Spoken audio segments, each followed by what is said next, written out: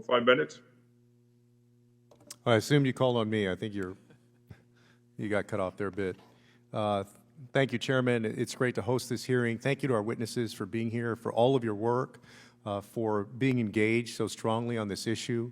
I think that no matter where we fall on the political spectrum in this country, I think we have a desire that people in their own countries be able to live there safely, be able to live there and prosper, hopefully be able to live there in a democratic nation that respects their rights. I also think, conversely, that for the most part, people around the world want to stay in their homes. I don't think they want to trek 1,000 miles with a kid or two in tow in a dangerous path to try to come to the United States, really, or any other country in the world. And so I start from those two bases. And so thank you for that work. I also think that it doesn't do us any good to think of these people only as dangerous people who are coming here to hurt people. When we do that, first of all, we dehumanize them, but it's also not realistic. You know, all the numbers that we've seen show that immigrants to this country actually commit crime at a lower rate than native-born Americans. And so it's dangerous for us to constantly paint these people as just dangerous people who are coming here to hurt us. For example, in 2019, I was in a Border Patrol facility in Texas with 20 Cuban women who had migrated from Cuba to the United States, fleeing an oppressive situation in Cuba. I think that those women and their stories, the reasons they were leaving, were similar to what you would have found of people fleeing 40 years ago from Cuba, or 50 years ago from Cuba, except 40 years ago, the United States would have welcomed them in, and what changed in the intervening time is that wet foot, dry foot ended, right? So the policy ended. So now you had, instead of these 20 women being welcomed in the United States, they were being held in a small cell with one toilet for 20 people, right? And so I want to ask you about your work and how it's going.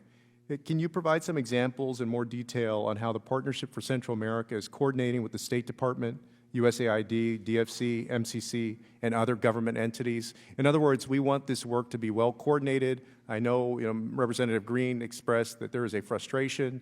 We want our government agencies to work together to be coordinated for this effort to be successful. How is that work coming?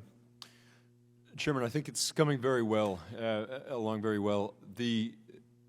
This sort of change doesn't happen, as we know, without a systemic approach. There's just no question about it. It requires a full coordination across sectors, private, public, and social sector.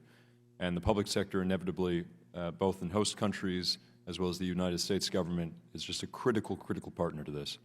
And so the relationship that we have with the State Department and USAID is lockstep, I would say, in terms of our efforts.